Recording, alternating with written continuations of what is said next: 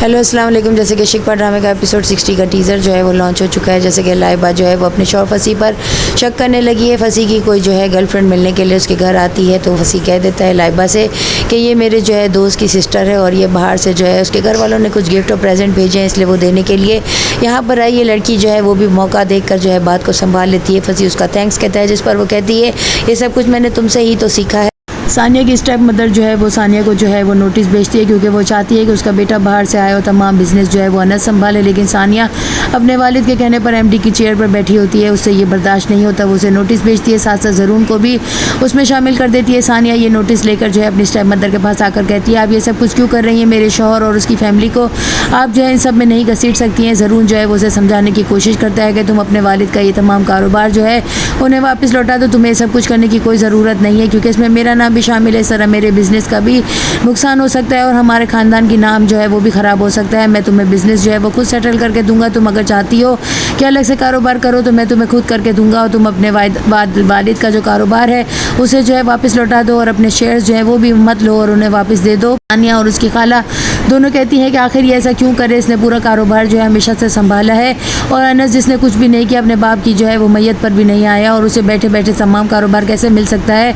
उसकी खाला के कहने पर ज़रून जो है वो सानिया को समझा कर खड़ा होकर चला जाता है। यहाँ पर आमना जो है उसे बहुत बुरा लगता है, वो जो है अपनी दोस्त के खिलाफ हो जाती है और जो है सानिया की खाला को कहती है कि आप जो है ये सब कुछ कर रही हैं, क्या तुम अपनी बेटी की भी इसी तरह से तरबियत करती हो। जिस पर वो कहती है कि मैंने अपनी बेटियों को हमेशा से आज़ादाना माहौल में परवरिश की है, जो सानिया को मैं जो है इतना कंफर्ट लेवल नहीं दे सकी वो मैंने अपनी बेटियों को हमेशा से समझाया है और उन्हें आज़ादाना ज़िंदगी गुजारने की जो है हमेशा से तलकीन की है।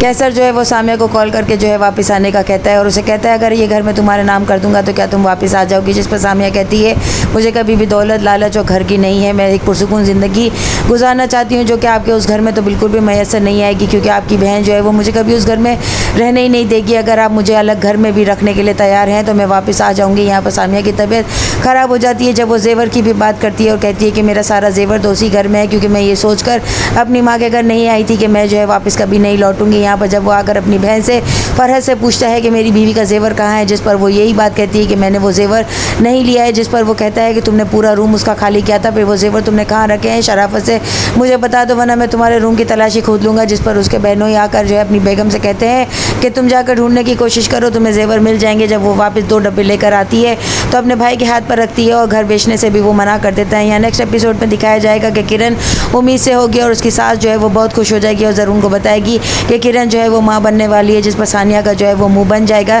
सानिया का सोने का सेट जो है वो घर से गायब हो जाएगा। यहाँ पर जो है सानिया का भाई जो है वो शेयर्स बेचने के लिए तैयार हो जाएगा, जिस पर उसकी स्टेप मदर कहेगी कि मैं अपने बेटे के शेयर्स तुम्हें कभी भी खरीदने नहीं दूंगी, ना ही मैं उसे बेचने दूंगी। आखिर वो क्यों शेयर्स बेचना चाहता है, वो अपनी माँ को बताएगा कि मैं अपने शेयर्स बेचकर जो है हमेशा के लिए यूएस जाना चाहता हूँ क्योंकि मैं वहाँ पर शादी कर चुका हूँ। नेक्स्ट एपिसोड में और क्या दिखाया जाता है, चैनल के साथ बने रहें, लाइक करें, शेयर करें और सब्सक्राइब करें।